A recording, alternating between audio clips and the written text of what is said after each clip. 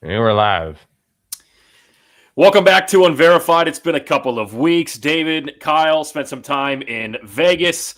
There is plenty to discuss in the IndyCar offseason. There is plenty to discuss with IMSA right around the corner, some testing days as well. Happy holidays to everybody. And man, do we have a loaded show for you. We've got some things that we want to discuss over the next couple of days that you can be a part of. We have a pretty cool livery to talk about. What the hell's going on inside of the doors at Prema? What the hell is going to go on inside of the doors at Coyne Racing with one full-time seat to still be filled? And then obviously the Indianapolis 500 seat for Dry and Reinbold Racing. David, Kyle, welcome back. It's been a couple of weeks, I think 5 or 6 weeks. We are back. Thanks everybody for joining us. Happy holidays and welcome back, boys. Has it really been 5 weeks? That's crazy if that's true. That doesn't feel like it. I don't know what happened to this offseason everybody talks about. Everybody says it's really long and boring, and I feel like I've been more busy now than I have been when there were race cars on the racetrack. So I don't know. I appreciate that you talked about IMSA right off the bat. Looking for it's a month. It is a month away. So I put together my 2026 schedule. That was my big project today, and it is a month until I am in Daytona at IMSA Media Day. So that's where we are, race fans. That's where we are. Hi, Kyle. How you doing, buddy? I'm good. I went to Australia. That's something I did since I last saw everyone, right? Where's your tan? I didn't get one. It was crazy. Put too much sunscreen on, I guess. Never a bad thing. But yeah, not sunburnt, not tan. But I did experience what the other side of the world is like. It's pretty cool. It's did the toilet flush the opposite direction? I mean, I know that's a real thing, but so every toilet I went to, the water would push in. I guess the right word would be vertically, like it would come in on itself instead of spinning. So I didn't really get to experience that as much. If NAS comes watching, we're gonna get put on. Right? Yeah. That's fine. We got to get back on the map, boys. It's just. Yeah, we need to bring it back. Did you feel like when you came back, it was a turning back of time back to COVID with Phillip Rivers as the starting quarterback for the Colts? Yeah, I mean, I left and it was Daniel Jones that I came back and it was just Phillip Rivers. I mean, it just I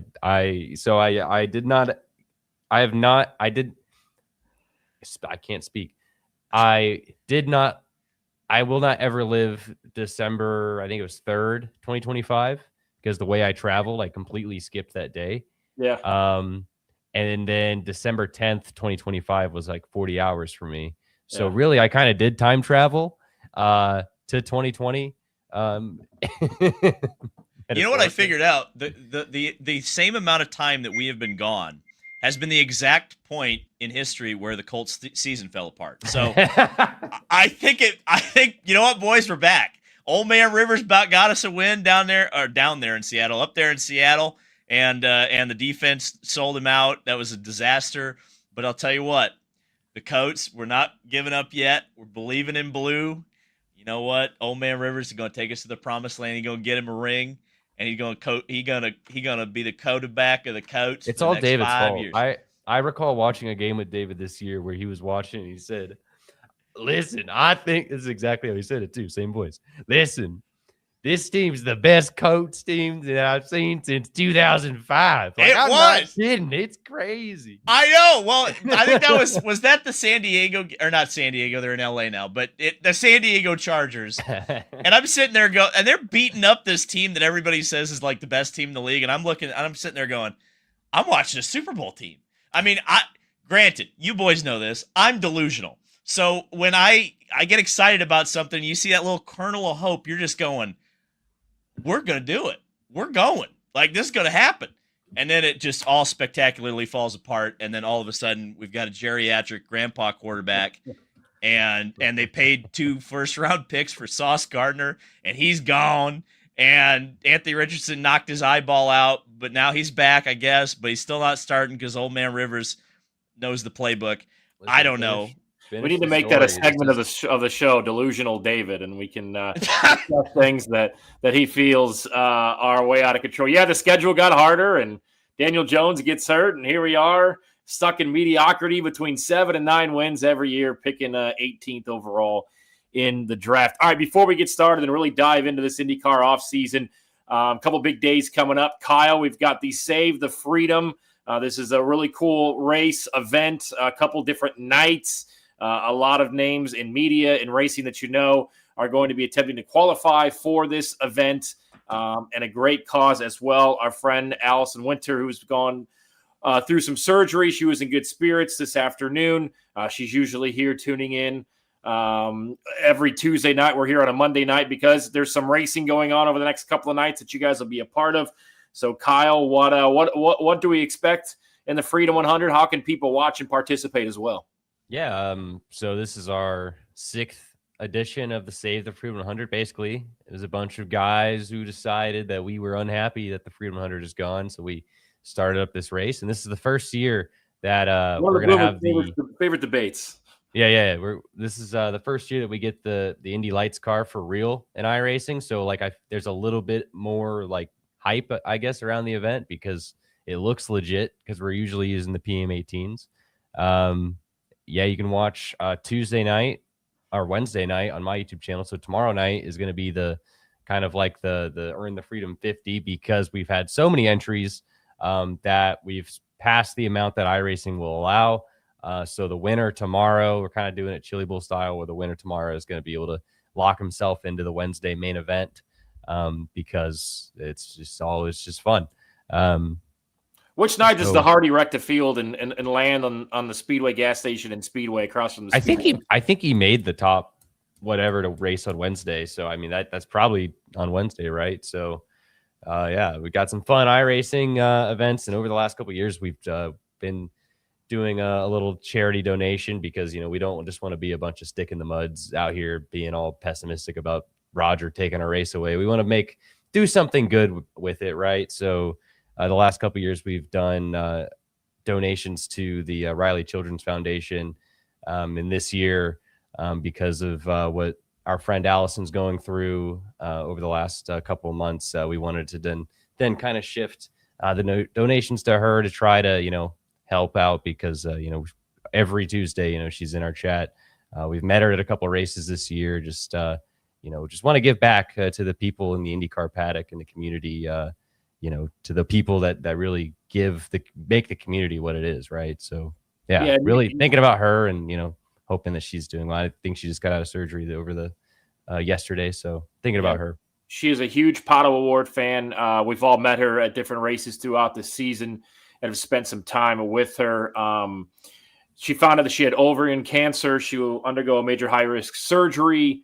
She is out of Michigan, as we know, 1 to 2 weeks of post-op, and then the plan is to move her in with some family, and we hope that we can see her at a racetrack soon. She had made plans to be at Arlington, and she told me last week before the surgery, she said the first thing I asked was, when's the first race that I can get back to, that I can be fully at strength, and her and I became friends. And, I just said, hey, if you're going to be at the, because she travels to a lot of these races alone. And as we know, Mid-Ohio and the Road Americas and the Detroits of the world are just extremely hot. So, I just said, hey, if I could ever run you some waters, or, hey, here's Kyle, here's David, here's some people that if you ever need any help and you're in the pits, please feel free to reach out. And we've all became friends. So, Kyle, thanks for you guys at the Freedom 100 of doing that. Our boy JVS is sick, so if I got to go down and fill in for him, I might have to, if that car wrecked, why, but we'll still blame it on him. What are the relief driver rules, Kyle? We need to know this. You need to get up. I mean, so David knows this because we did the history segments on the relief drivers, and every year I get so mad because to me, the relief driver should still count. So Tony, I mean, if there's a yellow and he's got to call it in the middle of the race and you fill in, you guys can be co-winners. I will count it. That's the way it should be. If on the off chance that we have a chance to win that damn thing, we will definitely be the co-winners, and we will. It's gonna be a pack race. That's the exciting part, and why everyone tuning in here should tune in, because it is sim racing. But man, these cars are flat out and 3 wide. Like you think about the Freedom 100 in real life, but like this is sim racing where nobody like could get hurt. So like you're going 3 wide, flat out. It's stupid. So if We've I'm had not some of running it, can I just throw back a few beers and call in to the broadcast? Yeah, I might let you do that. That might be funny. Yeah. We've had We've some got a of big the time sponsor worst... now, Tony. Though Oh, we gotta take it seriously. You gotta we'll remember keep it we're clean. presented by Peak Performance. We'll keep it clean. We'll keep it clean. Shout out Peak Performance. Peak Performance, they did it. I'm not used to having a sponsor. I literally already forgot the sponsor shout out. That's amazing. That's tough. You can't be doing that. The last thing I'll say about the Freedom, and I feel like I'm pretty qualified to say this because I'm usually the cause of it. There are some of the biggest wrecks that you're ever going to see in this broadcast. I mean, Tony mentioned the crash we had last year that about half the field ended up in the Speedway gas station last year. I mean, I've never seen a car crash into like where the signboard guys used to hold the signs out, but we saw that last year. And so even if you just tune into this race, I guarantee you're going to be entertained, even if you're not racing in it. You're going to see me wreck a lot. But you know what? They give me fast repairs, and if you don't, you can't take them home with you. So. Well, for somebody, you guys are very more experienced on the sim, and for somebody who was on a sim a few weeks ago, slightly intoxicated at Devlin's house, I was I couldn't put that thing in there. The road course was very hard for me. The oval, I might be able to hold it down and see what happens, but we will be sure to check it out. A lot of already in the chat, people discussing some things. Tony, where are you going since they've gone? I've actually never been over the pond, so you guys have been over the pond more in the last 2 months or 6 months than I have. Let's talk a little bit of IndyCar. Let's first start with something that I've really bitched about in IndyCar is having promotional sponsors and having sponsors that want to be a part of IndyCar, that want to be a part of that team, that want to use that in their promotional pieces, maybe even commercials. And then being able to have a sponsor that us fans at the end of the day can go and support, right? We talk about Verizon and you can support Verizon and half the field now. When a couple of years ago, it was only 8 or 9 really sponsors that you could actually, as a consumer, go and support.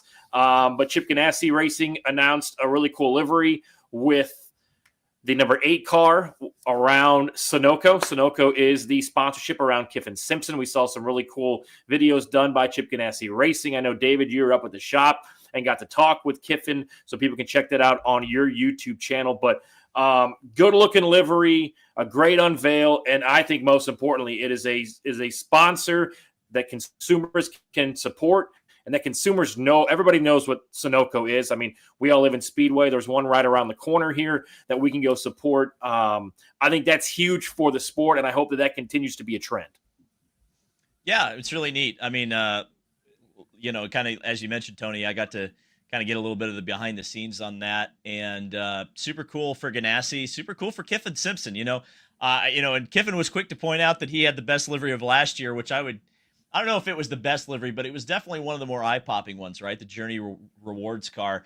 But I again, like you mentioned, Tony, I think the important bit here is that Sunoco is, recognizable. There's one across the street from the Mug and Bun here in town, right? Yeah. Like, so everybody knows what Sunoco is. I can't imagine that the merch isn't going to sell like crazy. I have heard, by the way, I saw you post that there wasn't going to be a diecast. I've heard differently on that. So fingers crossed. I did not post that. It was in our group chat that it possibly wasn't going to be. But if they had this livery before the deadline, there certainly can be. I would expect there to be one for sure. There's a pre-order from what I understand. And so I would be surprised if that doesn't get bought up. It was interesting and it was funny to me to see like the Sunoco car with like the Shell renewable fuel sticker on it. Does that not raise eyebrows? And that's actually, that is a good thing going into the future to see competing sponsors Yes. with like the official partner, right? Because that's something we haven't seen in recent years, right? Well, and we kind of get to obviously we respect and see what the Penske sponsors are able to do, but I think open competition in sponsorship is huge and would grow the sport as well. And we remember, Kyle, you're a little bit younger, but I mean, in the NASCAR days where it was like, oh, well, I'm going to support Home Depot over Lowe's because I like Tony Stewart, or my dad's drinking Miller Lite because he loves Rusty Wallace, and my uncle's a big Dale Earnhardt Jr. fan. He's got a Budweiser in his hand. So I think it's great to have that type of competition when it comes to sponsorships in and out of the paddock, whether it's on a car, whether it's an official Penske partner, or whatever it may be. I think it's absolutely great that there needs to be more of it. I think it's important too to point out that Ridgeline was an oil company. It wasn't one that was recognizable, but there we've seen this. In fact, even Sunoco, I pointed out in my video, was on a Juncos car 2 years ago. So it's really not that, for whatever reason, I think that's a little bit overblown with the competing sponsors, whether you can or cannot compete against. Obviously, you probably couldn't have a Goodyear car. You probably couldn't have a Toyota sponsored car, but like within reason, like I think you're probably okay. Can we get David a cat so that his cat and Boris can have competing sponsors between the cats? I was wondering where you were going with that, and I'm glad. The problem is, again, having put together my 2026 schedule, I'm not going to be home.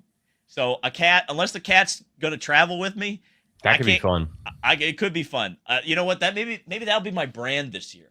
Is I'm just going to carry a cat carrier around the entire time and just have the cat yelling and screaming and hissing at people. That'll be. I thought about doing that with a dog because then I'd probably be famous. Because if I got a little dachshund like Charles Leclerc, then I'd have a little Leo, and then I could take photos with it, like walking into the paddock, and then I could just, I could just play the hell out of that on social media. I'll tell you a quick story. I'll tell you a quick story. There's for those that don't get to go into the media center at Indianapolis Motor Speedway, when you take it up to the fourth floor of the elevator, you get off, and Barb's usually there, and they greet you and they get you set up for the month of May, let you know where your stuff is. Well, like the year after COVID, I've never, she's like one of the nicest ladies in the world. I've never heard her really raise her voice. And her and some dude were in an argument because he couldn't bring his cat. They wouldn't allow him to bring his cat up to the media center. And he's like, well, I don't want to lock my cat in the car when it's warm. And she's like, why the hell didn't you just keep it at home? Like, why is it like a cat can stay at home for at least 24 hours? I would imagine. Leave your damn cat at home. And it was this whole stink about not being able to bring your cat up there. So I guess you're going to have to get one of those papers that says it's like an emotional. Well, it'd be like Leo. It'd be like Charles Leclerc's dog. Leo would probably, I'd get him credentialed, right? Like I'm sure they'd, I'd have its little tiny little dog credential, right? It's the off season. Again, emotional support cats. What are we talking about? Yeah. Hey, we were talking about doing some awards tonight. We need to. Who do we give an emotional support cat to after the 2025 season, David? You're on the spot. Give it somebody. Oh boy. Who would you award an emotional support cat to? Well, let me think about this for a second because, man, that does put me on the spot. Rocket? Oh, no. Well, maybe Rocket. You know what? Oh, I hate to do this to him on his birthday, but I'm going to do it. Connor. Oh, man. Connor.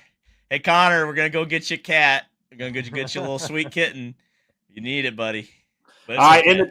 We want to know in the chat, who would you give an emotional support cat to after the 2025 IndyCar season? All right, other news that we still need to figure out. Go ahead, Kyle. Probably Jable or Devlin, honestly. I thought about Devlin, but he has a big dog, and I don't know if the cat would. I don't want to. Yeah. Okay. Devlin already has his nice dog. His dog Tony is a nice dog. So it's got to be Jable because he missed the race, right? So you don't. Yeah, a lot of people are saying Connor, Dev, Jable. Somebody said Joseph. Somebody said Grandbaby. That's an underrated. Joseph is an underrated pick right there for the emotional. You think Joseph's a cat guy? Yeah. Yeah. Have you not seen the thirst trap of him with the cat? Well, doesn't mean he's a cat guy. He adopted the cat. That. Oh, he adopted it. Oh, okay. He fell in. Are you crazy?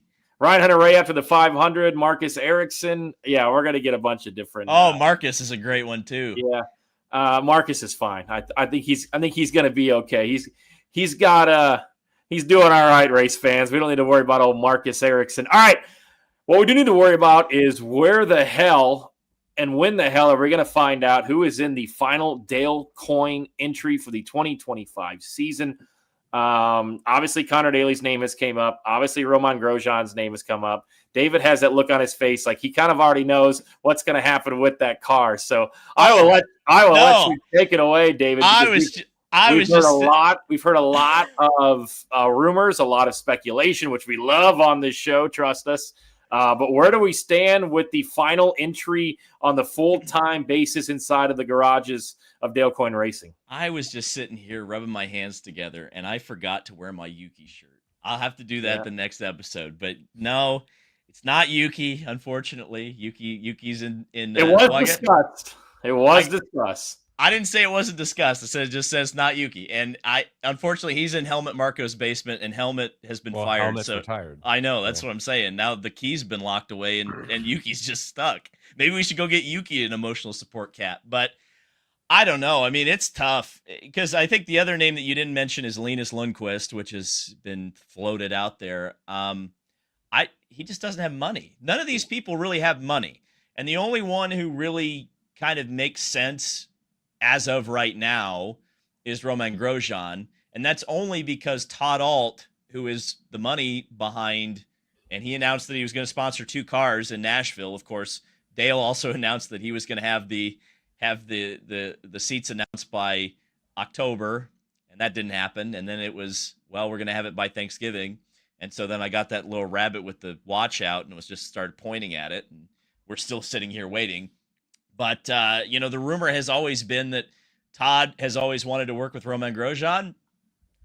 And Romain Grosjean has, I think, a Michelin Endurance seat with Riley Motorsports in their new Mustang. But outside of that, not much is going on with Mr. Romain Lettuce. And we'll see what will happen. The other interesting thing, of course, is that you can now run an IMSA season full-time and also an IndyCar season. So that won't stop you, even if you have an IMSA seat anymore. So my leaning is still where it was leaning when I made a video a couple of weeks ago, which is I think it's Romain Grosjean. Well, let me throw this by you, and obviously, and it really, I think Connor Daly's name keeps coming up, and there is a hell of a lot of race fans that want to see Connor Daly in that car. And I've also learned that there's a lot of race fans that maybe don't want Connor in a race car. Romain Grosjean was, because I've heard that a lot more lately than what I've heard anything else. Romain Grosjean was told to me literally 40 minutes after the checkered flag waved at Nashville. Now, obviously, things change. And obviously, we're kind of moving away from a splitting of the seats, so to speak. But if Connor does have budget, and so does Romain Grosjean, and let's say and assume, and I'm assuming that the Todd Alt Connor Daly relationship is still good, even though obviously, he brought Bit Nile and that to Ed Carpenter Racing. Obviously, they both have split from Ed Carpenter Racing since. But from a racing standpoint, doesn't the most sense be made with maybe Grosjean in on the road and street courses and Connor in on the ovals? Like if you're Dale Coyne and you say, I want to compete up towards the front and I want to continue to have the results and even better that we had last year with Rinus VeeKay, obviously landing on a podium. Rinus had 8 top 10s in that car last year. If we want to continue that momentum and compete for podiums and top 5s and maybe even an outside chance at a win, isn't your best chance of winning in IndyCar and finishing on the podiums is Connor on ovals and Romain Grosjean on road and street? It just seems like that would be the perfect marriage of having Connor, who has struggled on road and street courses, be the oval guy, and Grosjean, who I think only has 2 top 10s on ovals in his career, be the road and street course guy. Yeah, if you're trying to get that car in the leader circle, there's an argument, I guess, to be made. The problem is, I think you're going to run into some ego problems there from both of those drivers, quite honestly, not being a full-time driver. And I think that I don't think Grosjean's the biggest Indy 500 guy in the world, but I would be surprised if he wouldn't want to run the Indy 500 if the opportunity was there. And I would say the other thing, too, is so Connor makes sense from the perspective of we're trying to get the oval program at Dale Coyne Racing back where it needs to be, which obviously we know that they have struggled to make the Indy 500 the last couple of years. And they haven't really had a driver who's at Connor Daly. Well, I guess Rinus last year. So we saw what a driver who is a shoe at Indy can do in one of those cars. So I guess the perspective, if I'm Connor. You're also forgetting that going into next year, granted, it's just the one car, they are going to have Andretti support. There's going to be the second car is probably going to be worse, but there is a car on that team now that is Andretti supported. And one of the Andretti cars was also in the last row shootout last year. I just want to point that out. Well, and to your point, Andretti has not qualified well at the Indianapolis 500, and I would go even further to say that Andretti over the last couple of years, qualifying wise, has been a major disappointment. And I'll say this, and I think it's the truth. If Marcus Ericsson's brother doesn't draw him to go out first overall, I don't think he's in the first 3 rows. I think they're all starting 15th or worse. Yeah, no, for sure. So that's not a program that's been particularly strong the last couple of years. On the ovals. I also think we can go ahead and just call it TWG now, right? Yeah, How are you feeling about that? I've been preaching that for a couple of weeks. Let's just go ahead and rip the Band-Aid off and move forward with our lives. The last thing I would say about Connor is, do you take a shot on a car that you have that you can run for 5 or 6 races on the year, or do you jump in a Dreyer Reinbold car that might actually have a shot of winning the Indy 500? That would be where I would go with that. Yeah, and obviously, David, I'll ask you this.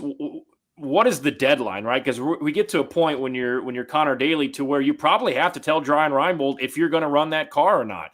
And if you're waiting to possibly get a full-time or a partial-time seat at Coyne, like, what is that deadline? Has to be at the extreme furthest, like mid-January, because we have testing coming up in the month of February, both at Sebring and Phoenix. So if you're going to be even a part-time driver on the road or street courses or the ovals, you're going to want to be in one of those tests. So there has to be a deadline coming where Connor's like, I need an answer from here to take back to here to figure out what I'm doing.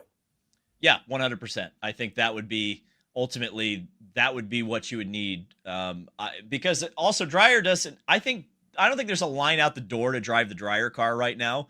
There's not a lot of likely suitors or because the thing about the Dreyer and Reinbold cars is typically it's not a car that is, necessarily a ride buying car, right? Like Dennis wants to win the race, especially kind of that lead car. That is best available driver. We're going to put him in the seat no matter what.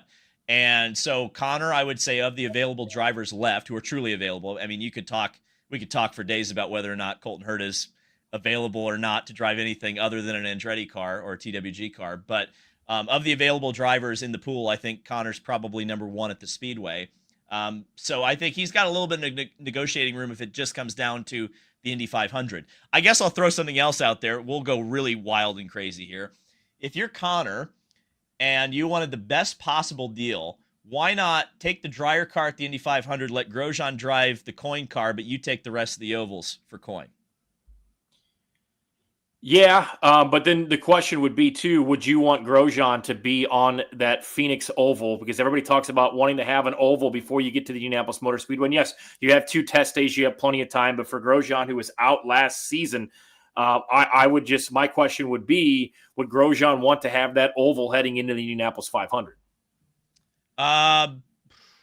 Or are you talking about simply after the Indianapolis 500 taking over on the ovals? Well, there? I guess you could do that too. I was going to say something flippant like, well, Dale should just enter a 3rd car at Phoenix and then we'll have 28 cars. But no, no, you're right. I guess there is something to Dreyer should enter a car at Phoenix. 100%. I mean, that's a great idea.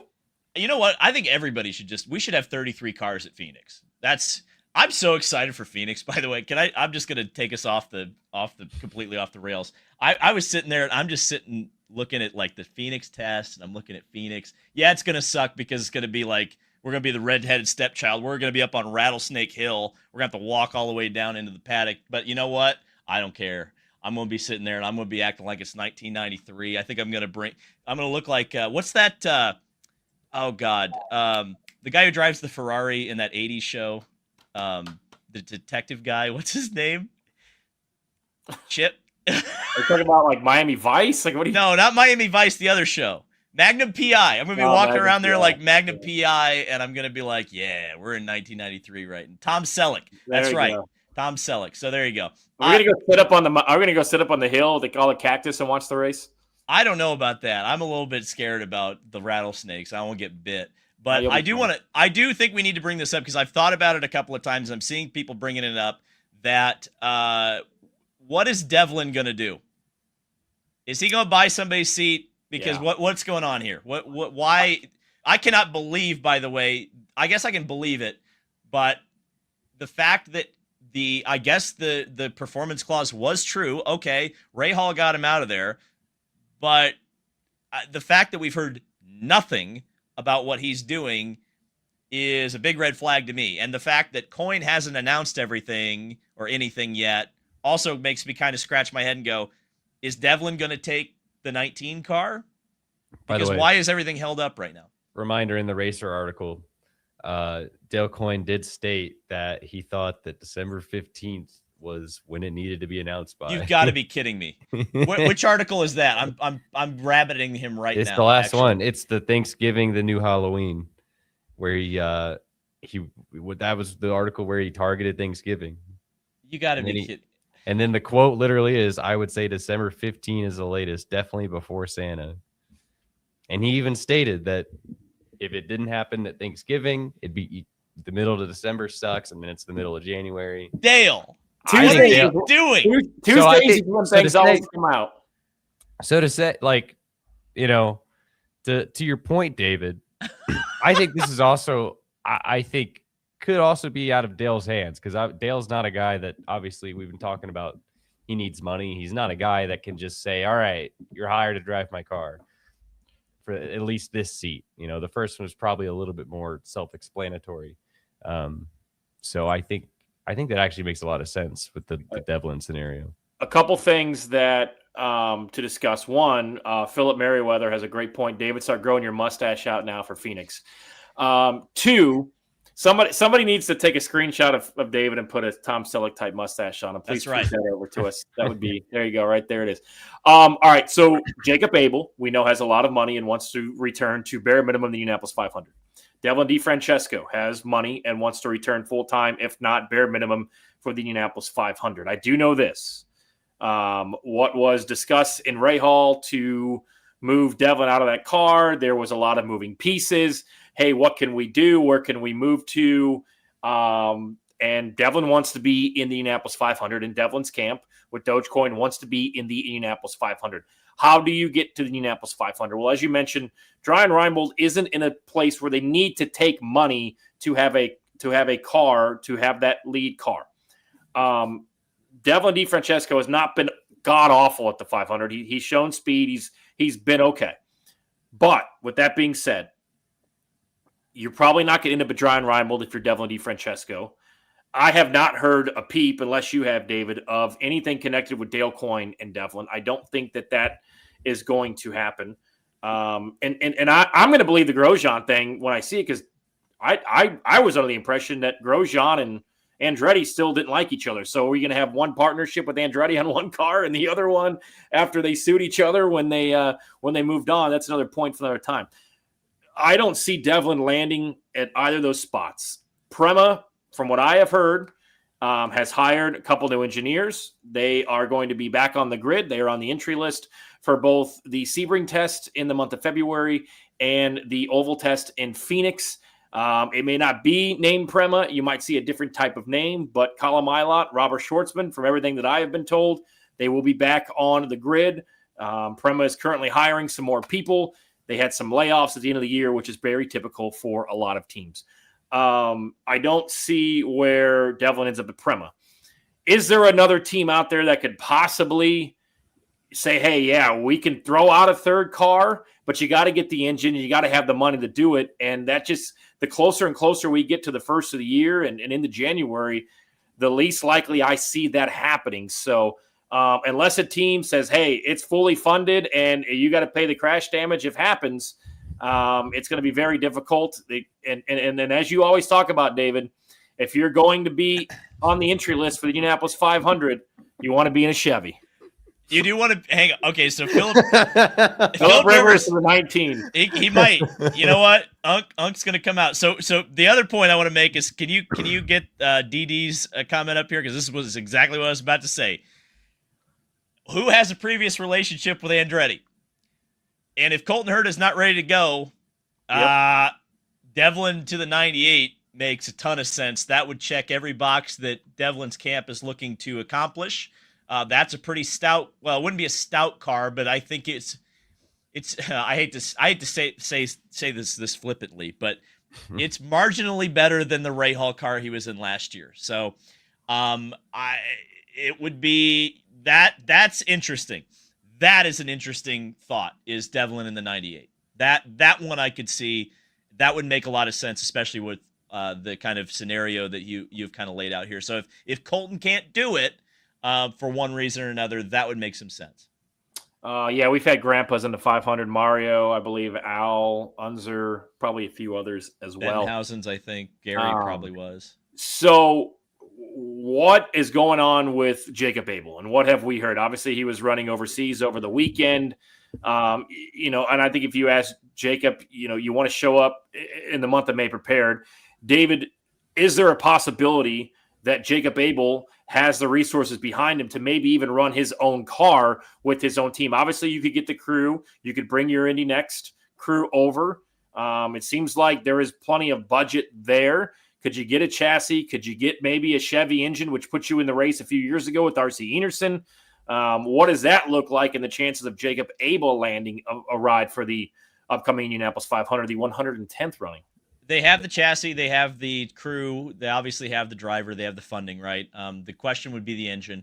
Chevy is pretty much tapped out. I mean, I think they're at 18 right now. They have gone as high as 19. It hasn't been in a little while. I think the last time they did 19 engines was 2018. So it would be, it's not totally unprecedented that Chevy's done that many engines before, but it's unlikely.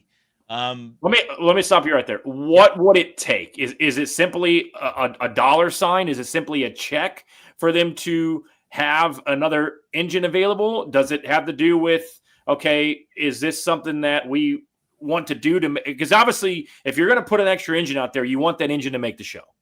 That's right. And it would be timing.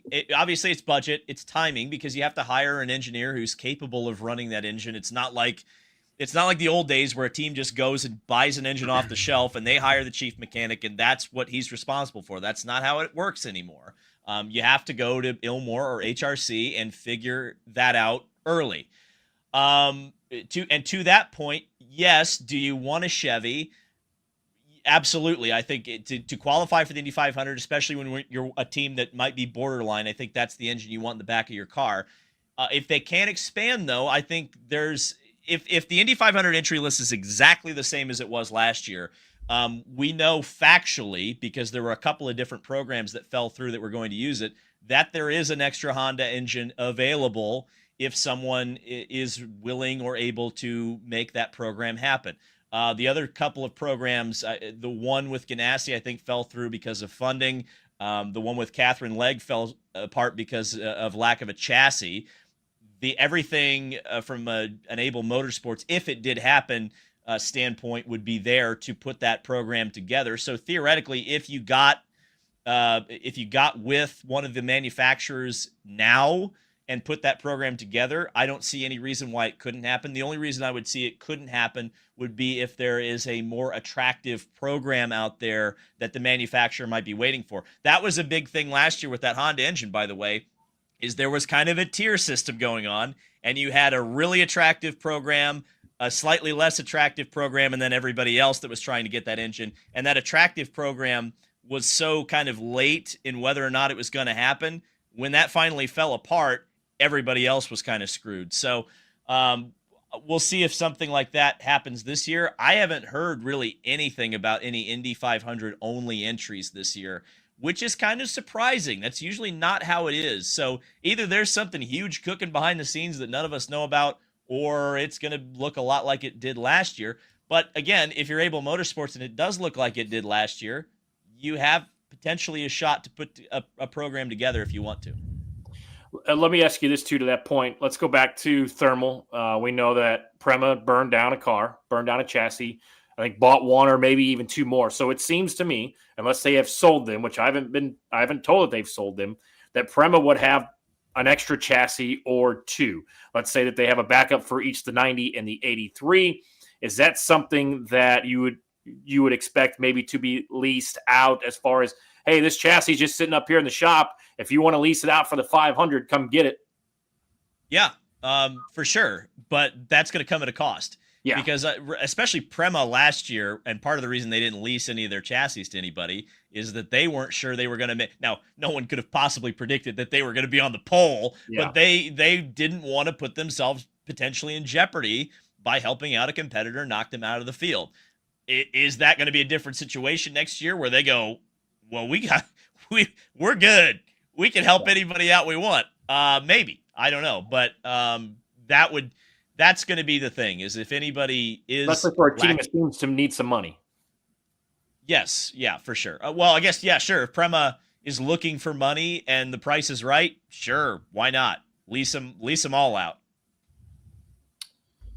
As we continue to talk some IndyCar off season as well, it just seems like we're at the point now where maybe it's already written behind the scenes, but as Kyle mentioned, December 15th, there's die-cast deadlines, November 1st, December 1st. I mean, we shouldn't be surprised if something comes out tomorrow or before Christmas. Like, it should be happening over the next several, I would say, days, because I don't think that the owners want to wait any longer to know what that Indianapolis 500 entry list is going to look like. Sure. But I mean, yeah, that would be great. Wouldn't it be great if we had the entry list right now? But I can't think of a time in history when we've known the full entry list before the turn of the year. Yeah. That's just not how this works. And honestly, I don't think that's the way it should work. I kind of like having the question mark going, the speculation, who's going to get this last seat? Is there going to be an extra entry? Will an engine or a chassis be able to be found to put this program together? There's something about that, race to get into the race, right? That's fun. And that makes the Indy 500, the Indy 500. Sure, I'm sure as the team owners do, they love to standardize and sanitize everything, but I happen to like the grease and grime, and so I don't think we're going to know until later on in the spring, quite honestly. A couple other things we want to talk about before we get a little IMSA in, because the Rolex 24 entry list has been announced. I know David's chomping at the bits to discuss that. Kyle, we'll start with you. I think we're going to have a pretty good rookie of the year battle. And obviously last year's you had Robert Schwartzman and you have Louis Foster. And then it really wasn't a battle until like Louis wrecked. And then it was like, okay, cool. But I think this year there are three really talented rookies that are going to be on the scene for the full season at IndyCar. That's Dennis Hauger, Kyle Collette, and Mick Schumacher. My bet right now would be Kyle Collette. But Kyle, let's start with you. Three really exciting rookies I think fans should pay attention to that are going to be charging towards the front. And I wouldn't be surprised if all three of those drivers had multiple top 10s, top 5s, and even challenged for a couple podiums in 2026. Yeah. I'm really excited for Kyle Collette. We've seen battles like this where rookies went head to head in Indy Next. And then they end up in IndyCar in the same time, or any top, four motorsports. I think of, they don't make it the same year, but I kind of think of like Supercross with Hayden Deegan and Jet Lawrence, where it's like the two like really good talents. One won a championship, one didn't, and they meet. That type of thing. I think Kyle Collette, it gives me a little bit of deja vu. I think we're going to see what Matthias Lace should have been if Matthias Lace had been in the program that Foyt is now, right? Yeah. Because I think that this team is ready to be in the top 10, top 5 consistently, and I think he's got the talent. And I see David chuckling, but I think all three of us know. Matthias, what a reference! I think Matthias, because I think Matthias Lace was way better than his equipment showed, and he lasted 2 seasons. I think he should have probably have gone to a better team after those 2 seasons. This needs to be a part of the show where each of us, every episode from here on out, just has to throw a random reference out to somebody that we haven't heard of for at least 5 years. That's not true. Matthias Lace, I looked down and I saw his name on a Porsche Cup car at Petit Le Mans. Cup. It's actually a shame. That it's such a disaster. It's actually a shame. He should be paid to drive something else than that. He should be racing pilot or IMSA, or it's WeatherTech at this point. I think he's good. I wonder who I saw Matthias Lace shirts on clearance this year. I don't know if it was our friends at Gutswear. I own one. Yeah, somebody at a racetrack this year was selling the Matthias Lace shirts. That might have been Gutsworth. Although Yeah. I feel like Gateway always has just the randomest. Like you could still buy like a Mike Groff car from 1996 there. So, David, your thoughts on the Rookie of the Year battle that we will see? I think it's going to be pretty compelling. I would tend to agree with Kyle. I'm very interested to see how Kyle Collette does.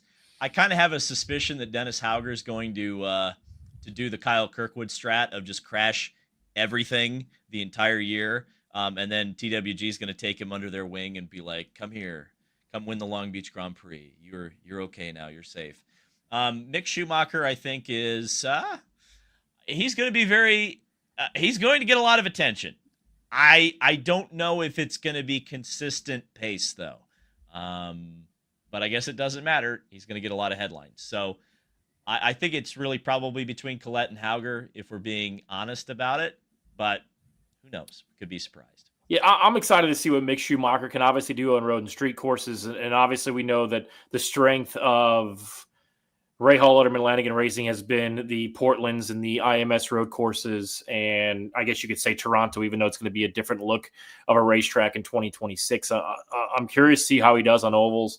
I have high expectations for Kyle Collette, especially in that Foyt car, a Foyt car that on track finished third and officially in the box score was second at the 500. I'm not saying that he's of the caliber of David Malukas quite yet, but I think there's major expectations on Kyle Collette. I think there's other teams, including Penske, that are probably keeping their key eye on that Foyt entry. So we shall see. All right, David, I know you want to be out of here because you got to practice for the Freedom 100. The IMSA, he was the guy that 20 minutes ago said, I'm going to take this thing off the rails, but he's also the guy that wants to get his practice in for the upcoming Freedom 100. That's right. Be sure to check out David's livery. He's got a really cool livery with Kart Chaser Unverified and the DL 500 Club.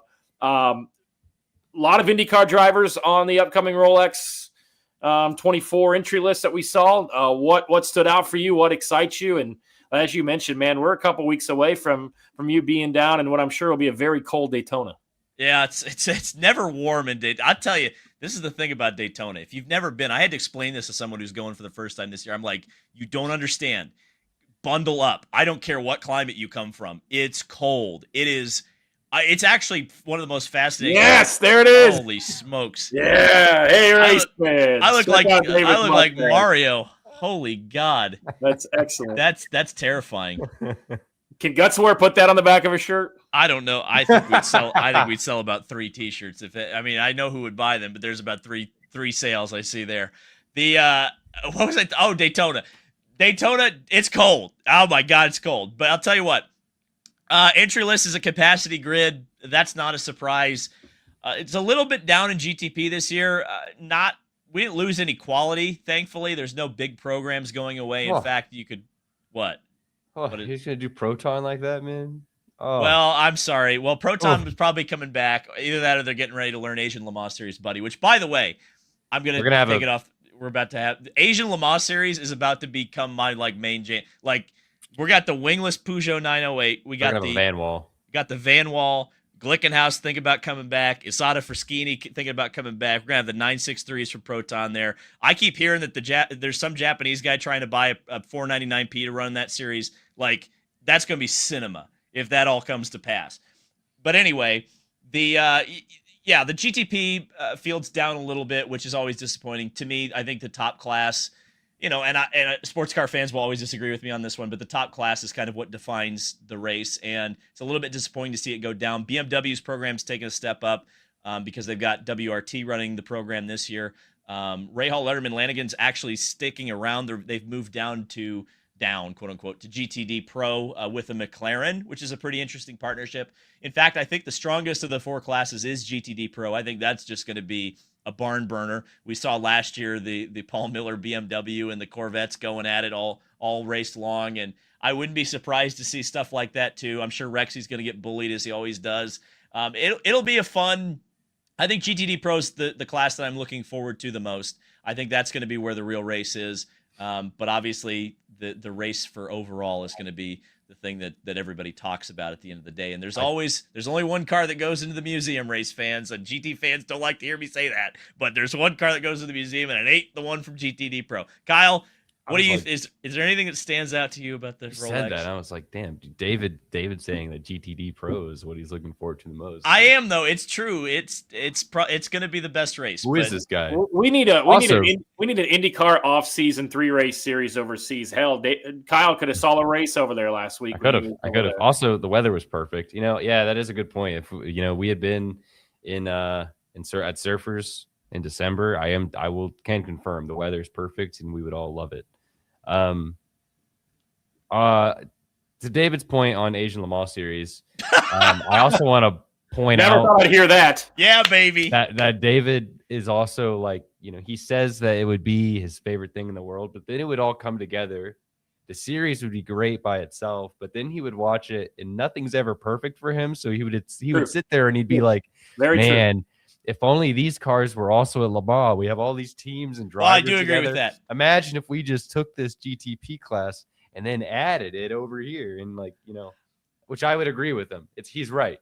But also, David, you have this pie in the sky idea of what's perfect, but you already know, buddy, it's not going to be good enough. All right, Kyle. I'm fine. Just saying, we get rid of LMP2 at Le Mans, and we just say it starts. I'm telling you, get rid of LMP2. We just get rid of LMP2, and I'm telling you what, because you fill LMP2, you bring the 2 Acuras over, you bring the Porsches back, you get the Van Wall, you get the Isata Fraschini, you get the wingless 9X8s, and I'm telling you what, you have a 30-car top class. You're telling me that wouldn't be the greatest thing ever? That's what we got to work. It's going to be amazing. We just got to get the FIA and the ACO and IMSA and everybody to just come together hunky-dory, and we're just going to say we're going to make this awesome. And then we're going to bring them all. We're going to make the Rolex and Sebring and Petit part of the World Championship, and all the WEC teams are going to come over too. We're going to kick GTD out and LMP2, and we're going to run. We're going to run. Sounds like algebra, man. Like what the hell? What the hell is going to be amazing? Going on? We're going to run a 30-car top class and a 30-car GT Pro, and that's it. That's every endurance race. It's going to be. You'll never get. They'll sell out Daytona. They're going to have to build grandstands to watch that. There'll be 200,000 people at the Rolex 24 to watch 30 hypercars and 30 GTD Pros racing for 24 hours. That's what I'm saying. That's my proposal. People who make this stuff happen, make it happen. I got invited to camp at Daytona and Sebring, so we'll see if I end up. Oh no, Tony getting IMSA Riz. That would be. I can't wait to see that. Yeah, Tony, for you, I recommend Sebring. Okay, Tony, you will love Sebring, and especially if I got a place to crash out after I have a few beers. Killstone says you have a few. Tony will be able to follow, even because the format would be so simplified. That's all I'm looking for. Yeah, Give me what David just proposed. I have no clue what the hell he said, but if it means more cars and more competition, I'll be there to support it. I'll be there to check it out. Before we wrap up, thank you so much for watching. Per usual, don't forget to like and subscribe. Kyle, real quick, one more time, the Save the Freedom 100 coming up. Yeah, go check out on my channel, Racing Nation TV. And you could also go on to X and look up Save Freedom 100 at Save Freedom 100. Just give us a follow there. I'll be posting the links to the live streams the next couple of days, and also you'll pinned in the chat of this stream that you're currently watching. You can see the donations for Allison to help her. So we're thinking about Allison. We're getting ready for 2 great days of racing. And then once that is all done, I get to go to Ohio for Christmas this weekend, and I will be at the Browns versus Buffalo Bills on Sunday to watch the Browns get absolutely destroyed. But hey, damn it, we can win. We can win. Who's going to win the AFC East, by the way? Is that because I thought the Patriots and the Buffalo Bills, I felt exposed them. Is that how we're feeling? How are we feeling, race fans? I'm Patriots not real. Josh Allen. He's not betting against Josh Allen. Should we do a quick lightning round of awards? Well, I was going to say, are we going to do an awards show here before the end of the year, or let's. Or do we want to make that a show? Do we want to make that a show, or do we want to do it right now?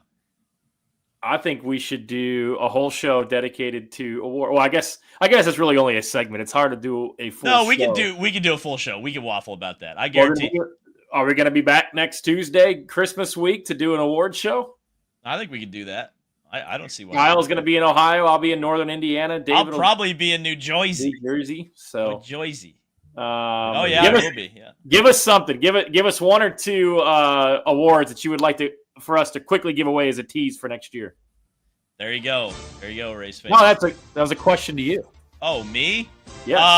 I think we're gonna give away the media sweetheart for sure. Because last year we had a great debate about which driver was the best with the media the whole year. So I think that's a good one. God, what else did we come up with? Best race that's not the Indy 500. I'm sure that's going to be a debate because I think there's a lot of different opinions of what that is and what that entails in the. This is so freaking cool, by the way. The NFL. I feel like Chris Berman right now. Whoa! Boom! Nobody circles the wagons like the Buffalo Bills.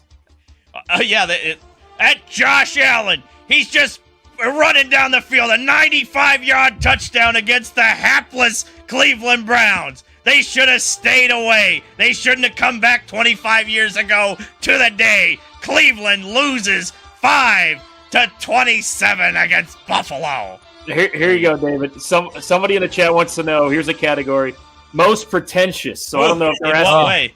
What way? Yeah, in media, in driver wise. There's a couple of different answers we could go with that one. What way? I'm probably the most pretentious of the three co-hosts of this show. Wow, and that's saying something because I'm in here right now. Wow. Well, that is true. Shout out to the IMS Museum. Was there last week to check out the new downstairs. It's awesome. It's a lot of the broadcast.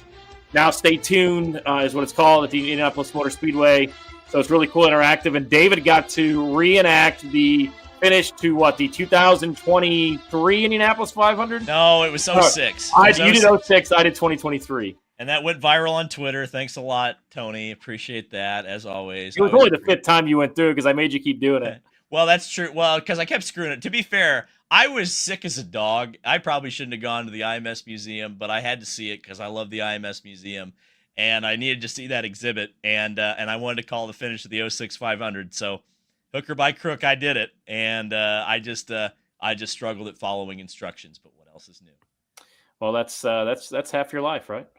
Well, that's true. You know what? I wouldn't be where I was if I followed instructions. So somebody wants to know who's the cheapest tipper. I don't know. I think we all tip pretty well. I mean, when we're out. That's a problem. You know, I think we're not as exciting as you guys wish we were. Yeah. I don't know. Well, let's just say this. We went to let's name two restaurants that we ate at on the road this year. Because I was going to say, what's the best meal we had on the road? And it was obviously Kyle's Family Barbecue. But if we're talking about going into a restaurant, I mean, geez, where all did we go? Green Dot Stables. Green Dot Stables for sure. That's like P1 with a bullet. I'll tell you what, I'm gonna lean into the Midwest here because I'm gonna name a chain restaurant. But I was so freaking impressed with Logan's Roadhouse.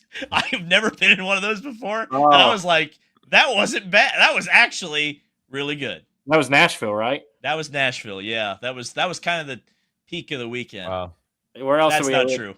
We had Rocky Rococo's up in Milwaukee. That was mid. That was unfortunate. Yeah. That was not a good Rockies experience. We had Cops last year up there. That was pretty good. I didn't. Okay. Oh boy. Maybe I shouldn't say that. I think Cops was that good. I'm gonna be honest. God knows where we're eating Iowa. Whatever's open. I think I had a slice of pizza from the gas station, which was down the road on the way back. What the hell did I even eat in Iowa? What's the Casey's? I had a little Casey's. Casey's was good. I think I had a sandwich at Honda. I think that's all I ate in Nashville, or in Iowa.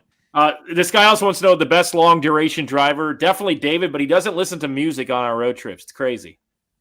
Not even like ambiance in the background. Definitely David. David drove the farthest, I think, because that Honda is going to have 200,000 miles on it by the end of 2026. Well, that's true. That thing my little coupe is just the best little car. I love it. I was driving it like Walter Roll, and I was driving at the speed limit. A license, folks, if you didn't know that. I was absolutely driving very safely in my neighborhood, but you could have thought it was Walter Roll in a front wheel drive Honda Civic coupe.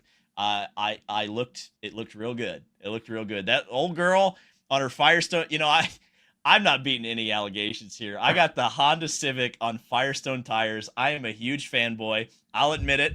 I'll admit it right here. That's your Christmas gift, everybody. I'm a huge effing mark for the sport of IndyCar racing. And yeah, you support IndyCar racing, I'll support you. And you know what? At the end of the day, it might be a Hyundai on Michelin's next time. We'll see. I'll say this. I've probably driven in the passenger seat for thousands of miles in that Honda. I think only one time I thought that we were in any kind of danger, but and that was really when he was parallel parking one time.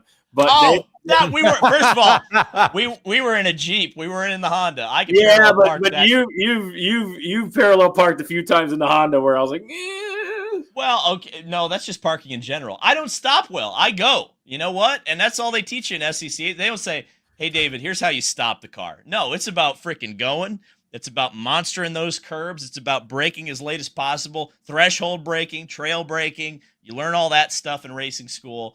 I learned it, and I translate what I learned in a Formula Ford to my Honda Civic. And there you go. That's we need to get Uncle Danny to learn how to drive some of these things. I'll teach him. You know what? That could be some off-season content. We'll take Uncle Danny to school. We'll do it with all the snow out there. I'll be like, Danny, here you go. Here's how you drift a front-wheel drive car. All right, thanks everybody for watching. Don't forget to support Allie. We appreciate that. Watch me Save the Freedom 100 over the next couple of nights. And hell, let's do an award show coming up next Tuesday night. Back on Unverified. We'll be back. We'll probably going to need a little bit of an escape from our families anyway. So we'll take an hour or an hour and a half out of that Tuesday night and have some fun.